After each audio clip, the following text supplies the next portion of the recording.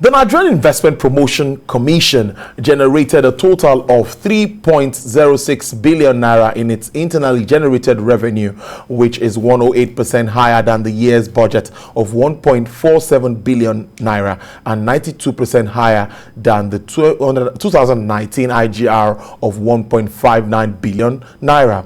This is contained in its published 2020 audited accounts following the approval by its governing council on the 4th of August 2021. Now, NIPC has also published a report of its remittances to the Consolidated Revenue Fund since January 2016. In 5 years and a half period, NIPC has remitted a total of 5.82 billion naira from the IGR of 11.91 billion naira generated between January 2016 and June 2021. The remittances to the CRF represents 49% of total IGR generated during the period. Now, these data and many more will be discussed and analyzed. As joining me now live in our studio is the Executive Secretary, of course, Chief Executive of the Nigerian Investment Promotion Commission, Mr. Yewande Sadiku. Good to see you. Good afternoon. Good afternoon, Tululokwe. Always a pleasure to be on your show. Thank you. Sure. Like I said off camera, I said within January 2016 and June 2021, 11.91 billion generated and 5.82 billion remitted to the that's to the CRS, right, Abi? Consolidated Revenue Fund, right? Now, I want you to take us through, how did we get here? How did we get this? You know, I said NIPC seems to be very rich. NIPC is not very rich, and I like to disabuse people's minds about whether NIPC is a revenue generating agency. It should not be, because the business of investment promotion is a public good. It's not a revenue generating activity. But on the basis of the delegated authority from the minister and the president, we process pioneer status incentive applications. They account for the bulk of NIPC's revenue. Over the last 5.5 years, they've accounted for about between 98 and 99% actually of NIPC's IGR. So NIPC is heavily dependent on it. Now, when I joined NIPC in November 2016, in that year, the commission generated an IGR of about 296 million naira. It was less than the budget for that year, which was about 400. In the following year, 2017, NIPC generated 29 million relative to a budget of 410 million. So in those 2 years, what was the primary difference was that NIPC was not processing any applications for pioneer status incentive. It had been placed on an administrative suspension since 2015 on account of allegations of abusing the process, improper approvals, processing outside of the mandate and the like. So the reforms ensured that there was some sanity brought into the process, that it was streamlined, that there was a lot of transparency built in, and provision for not only for those who benefit from it to regularly report to us, but for us to hold ourselves accountable to the public.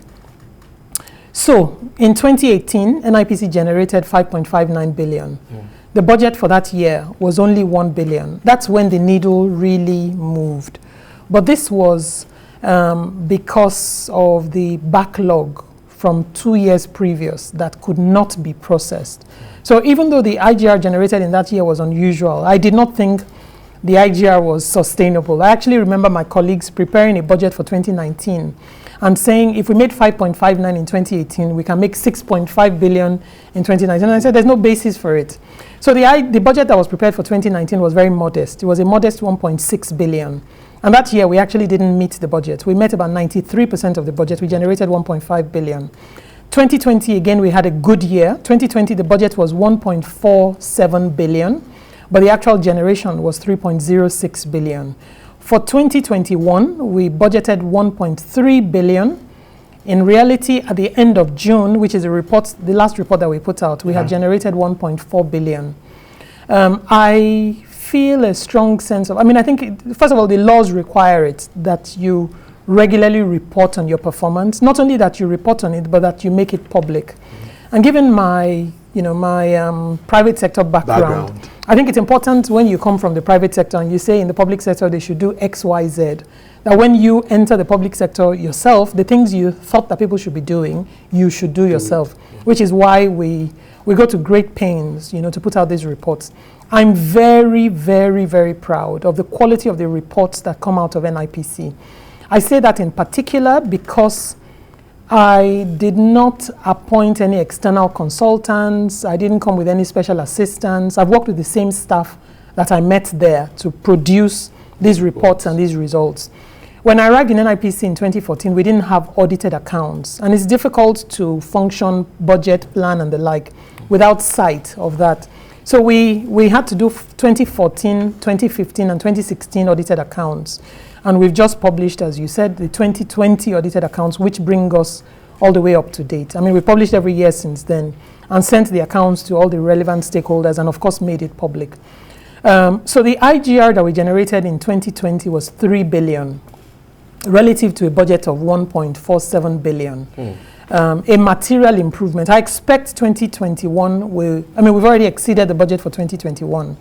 But the second half of the year will not be as strong as the first half, based on the pipeline of applications that we have in process. But it's been a good, 5.5 years. It's remarkable. I want to stay on the pioneer status incentive thing. It's really significant to me here. 2018, 5.59 billion. Can you explain more to us what this really means, how it goes about, so that Nigerians can understand what this really means, the pioneer status incentive? Okay, so the 5.59 billion from 2018 is the most that NIPC has ever generated in its history. IGR. Pioneer status incentive is a tax holiday provided by the Industrial Development Income Tax Relief Act, which I'll refer to as IDITRA. IDITRA allows companies that are involved in activities that the law recognizes as pioneer to benefit from this incentive. It gives them a 3 to 5 year company income tax holiday. So companies that are benefiting from pioneer status don't have to pay company income tax over that period. There's a list that is published of activities that qualify as pioneering. When Nigerians, it's not only Nigerians, when people hear the word pioneer status, they assume pioneer means nobody has done it before and the like, but that's not what the law says. The English definition of pioneer is slightly different from the legal definition of pioneer in IDITRA. IDITRA provides 3 broad bases for pioneer. One, which is what most people expect, is that activity does not exist in Nigeria at all. Okay? That is the first definition of pioneer. The second definition of pioneer is that it does not exist at a level sufficient for Nigeria's economic development. In almost every sector, that can almost be true. So the moderation is that there's a list that specifies what qualifies. The third measure is that there are favorable prospects for further development of that sector.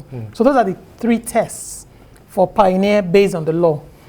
So we subject applications to those 3 tests. But to provide guidance, again, part of the reforms, the pioneer list has existed for a while.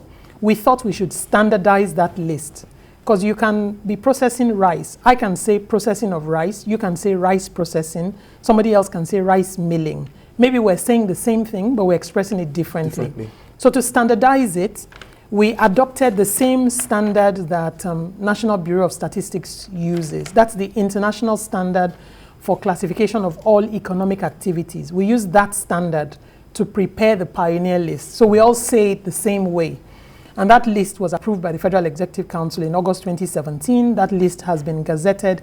It's available on the NIPC website. So it's that list that we use as a guide on what qualifies, what economic activities qualify for that pioneer status incentive, to make sure that we're only giving it to those who truly deserve it.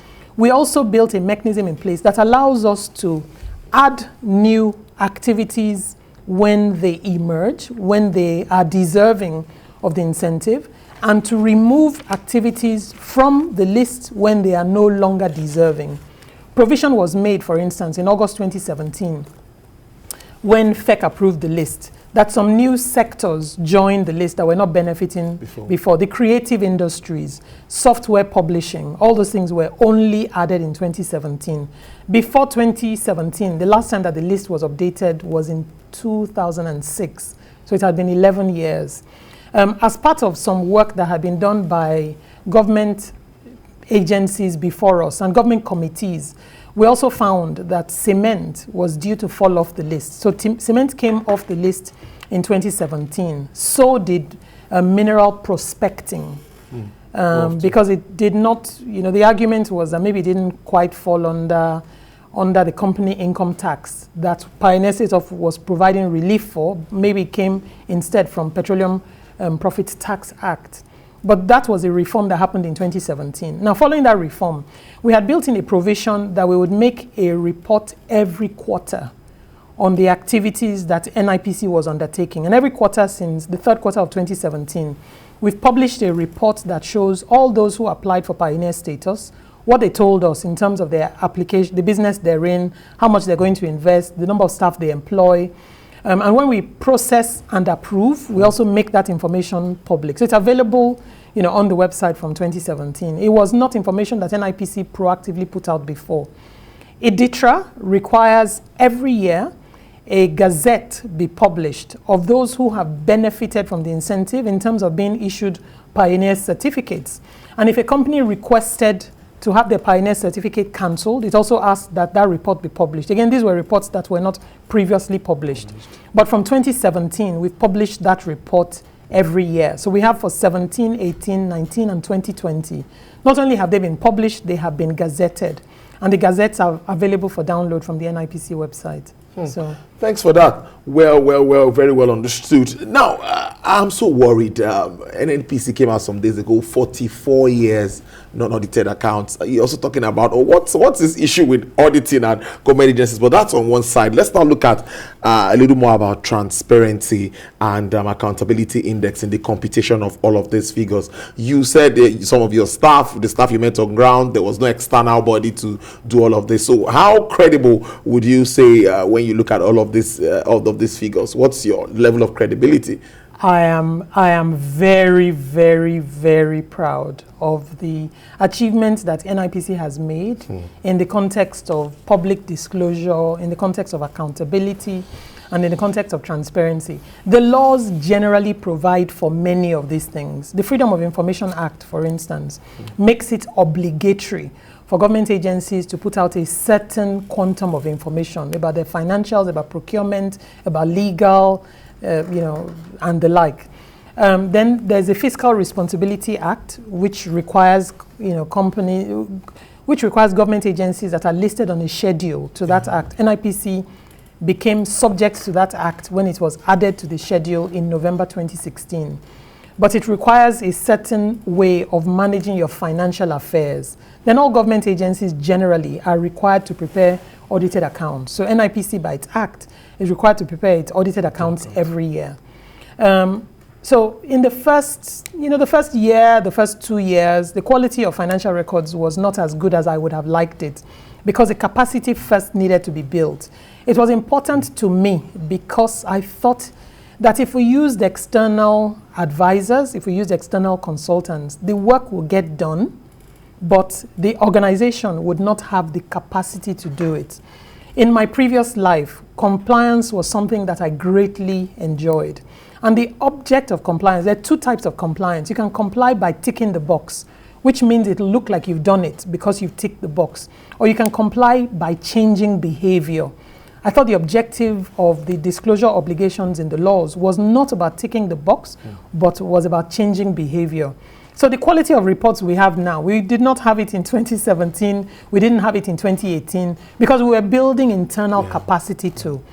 The reports may not be 100% perfect. I mean, if I think about the legacy of the institution and where we started from in terms of disclosure, we've come, we've almost done a 360. And I believe that because internal capacity was built for it, that the staff, so long as the leadership continues to hold them to account, and we prepare to make it very easy, because record keeping, preparing reports is very difficult. It is easier to do if you do it in small bits.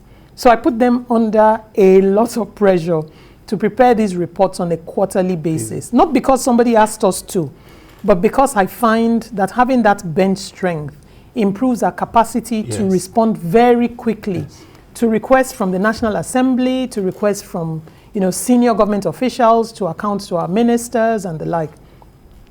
But I am incredibly proud of the fact that it was the staff of the organization, that built the capacity through. I send emails at 4:30, 5 a.m. when I'm awake and I've started the day, any day of the week, and even on Sundays.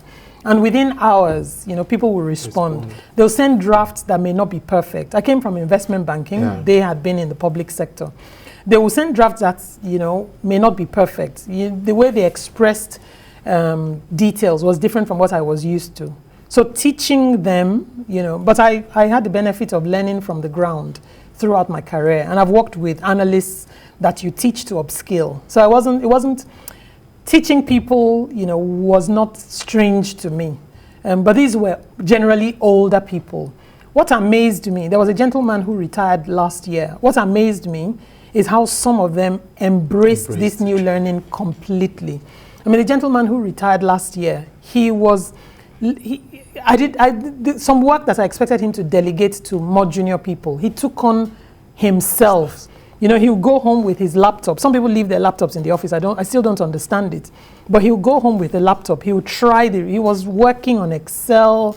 He was, building models. He was stretching himself. And I am humbled by the number of good people that I have met in the public sector, by their commitment to Nigeria, despite the limitations of the resources that they have. It is almost mind-blowing, what some people give to get the wheel moving. And I have, they've earned, for the rest of my life, they've certainly earned my respect. Indeed. Let's now move a little bit away from the audited report. I know that's very important really for us to talk about, but some analysis on the Book of States, which we talked about some time ago. Can you brief us up on what's playing out with regards to that? So the Book of States was we published it in October last year, formally launched it, the Honorable Ministers in April this year.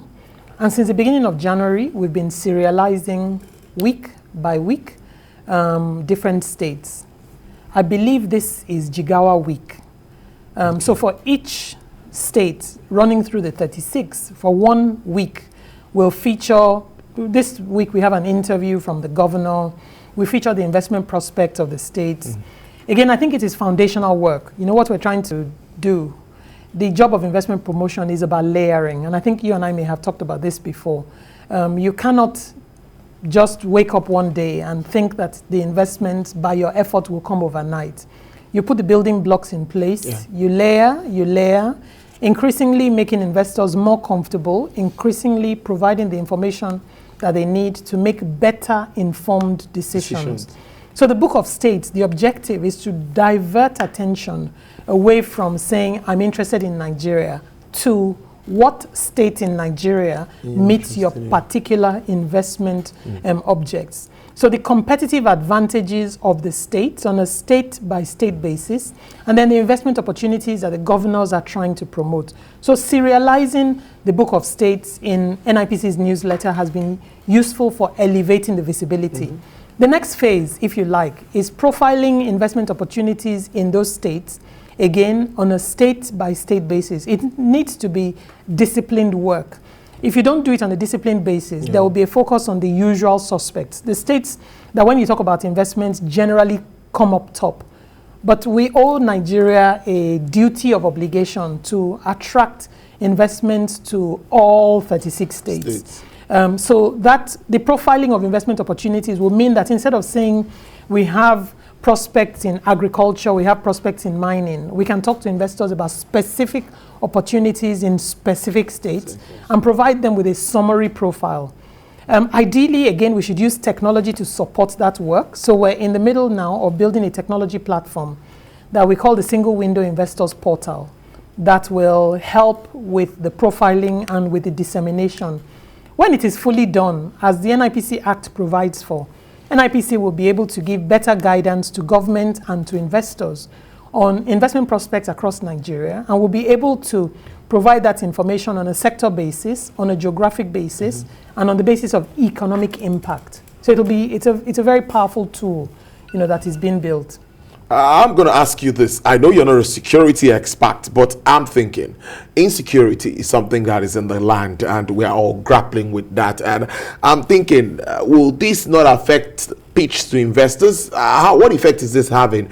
Because insecurity, really, it's important that we talk about this and how it affects investments. So you started right. I'm not a security. You really had to admit that before you tell me. No, I'm not a security expert at all. But obviously, security is a conversation that comes up with investors. Yeah. And in my 5 years in NIPC, it has become even more topical. And the nature of the security challenge, from an investor's perspective, has changed. The nature of it has changed. I don't want to go into the details of it here, but it has certainly moderated investor interest. Okay, now when we engage investors, while there's security challenges, we encourage them to, where mitigants can be put in place, that mitigants be put in place. We encourage them to ensure that they do high quality diligence so that they can better prepare themselves. There are certainly some investors that will keep Nigeria, as we encourage them to do, as fore of mind, that we keep Nigeria on the table, but may not make that move of actually making an investment until they get more comfort. That's on the one side. On the other side is the engagement with government and making sure that we give feedback to government on the issues that investors are raising with us. I don't have responsibility for security, obviously. I can only pass on, the message that comes from investors. It certainly has a moderating impact on investment interest in Nigeria. Certainly, without a doubt. I like that. I'm going to ask you that what more initiatives do we have as we move on, at least to further shore up the needs for, of course, more revenue for NIPC one way or the other. It's not a revenue generating agency, but at least you must still make some money. I would also say that we notice that investors, some also sit on the fence. They're neither here nor there. They either wait for the political year, wait for elections. Some are waiting for 2023. Does that affect you too when you go out to talk to them? Any political, whatever, do they have any effect of that? When they ask about politics, I tell them all over the world, around the political cycle, investors take a more cautious approach around the political cycle in every country. So that's not unique to Nigeria. And when investors are reluctant, they sit on the fence, they don't take a decision. Again, coming from investment banking, it's not new to me. You don't pitch once to a client and expect that you get a mandate. You pitch again and again and again. I chased one transaction for over 13 years in my days in investment banking before that transaction converted to a mandate. So in the context of engaging with investors, you have to increasingly make them comfortable. I remember speaking to a fellow chief executive, actually 2 days ago. We were talking about an investor, a large multinational investor that is looking at Nigeria. And he expressed some reservations about, they've been asking a lot of questions for many years. How do we know that they'll come? And I said to him, as many questions as they ask, as many years as they ask it, we should continue to answer them. It is, after all, the last straw that breaks the camel's back. So they'll ask the question, maybe they're not comfortable enough yet, so they won't make a decision. It might look like they've run away. But if you continue to engage them, if you continue to address their concerns, if we continue to find out what their biggest risk challenges are and how we can help to mitigate. And when I talk about mitigating, I believe it is important to tell investors as is. It doesn't change the value of what you're offering, but it gives them an opportunity to come with their eyes open and fully prepared for the reality that they will find. That ability to plan for mitigants is very, very important for an investor to make a decision. Especially, we don't want investors to come today and be concerned and leave tomorrow. We want them to take that decision consciously, carefully, so that when they commit to Nigeria, they are fully committed to Nigeria Inc. Almost finally now, seriously, almost finally. I was just thinking again around the naira thing and all that the CBN wants to introduce. Can this also in one way or the other encourage investments, maybe across the African continent? E-Naira is a Nigerian initiative. I'm not sure fully what impact it would have on the continent, but certainly the ability to do business in Nigeria, in the same way that electronic banking, when it was introduced, had a transformational effect. True. So that's what you're thinking. Now, it's about 2 weeks to the end of your first tenure, right? 2 weeks to the end of my tenure. Okay, end of your tenure. Yes. Well, that's the law doesn't guarantee anything. There's nothing like first tenure, last tenure. Okay. It just says a tenure. Okay, so. just a tenure. Yeah. All right then. Now, take us through a little bit of how has it been from the private sector to the public sector, like you identified. What have been the ups and downs as wrap up? Just take us through a little bit of this. I'm not sure there's enough time today. Of course, I know there will be. But let me tell you the big things that I've learned. The first big thing that I learned is that when you talk about information capital, because information has incredible value, and you and I know that. When you talk about information capital, it lies disproportionately on the side of the public sector. If you're in the private sector and have worked in the private sector all your life, you actually don't appreciate the wealth of information that exists on the public sector side. And I mean the wealth of information. The challenge on the public sector side is most people don't appreciate the value of that information. So it sits in files, it's gathering dust, and it is not analyzed, it is not disseminated, it is not used for value creation. On the private sector side, the intellectual capital to see opportunity and run with it, to take information and convert it, to take data and convert it to information for value, lies disproportionately on the side of the private sector. So we need a mix, We almost need like a revolving door for people to come from the private sector to the public and go back, and vice versa, to actually up our game. So that was the first thing, and it was startling, the wealth of information that exists on the public sector side. The second thing that I found on the public sector side is, if you've worked in the private sector all your life, the public sector, they almost speak a different language. They think differently, they operate differently. There's a different kind of preparation that you need for the public sector that most people coming from the private sector will not get. There's no, the induction program started years after I joined. And when I think about the rigor that is required to successfully operate in the public sector, most CEOs who come into the public sector will not be prepared for it. So I've actually taken it upon myself. We're building a digital database of federal circulars. And I run sessions for CEOs that I know who join the public sector to help them better prepare for the burden of this task. And then the public sector, it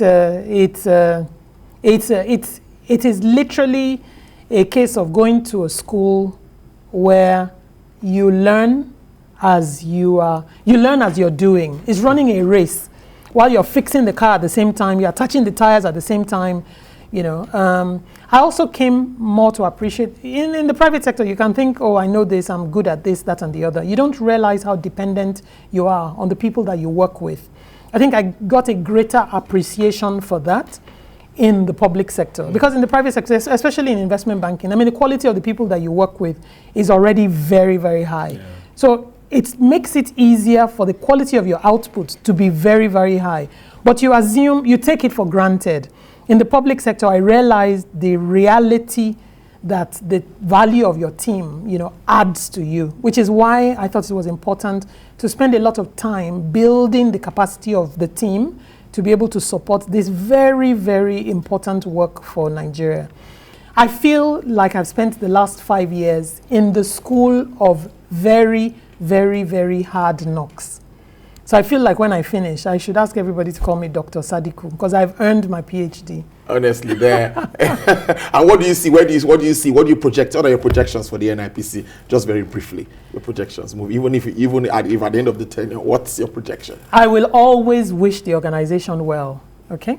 Now, the foundation that has been built, however much work has been done over the last 5 years, it is just foundational. Yeah, true. If that foundation is built on, I mean, NIPC will knock the socks off many larger government agencies in terms of its ability to deliver on its mandate because of the quality of the strength that has been laid, in the foundation. But there's still a lot of work that needs to be done.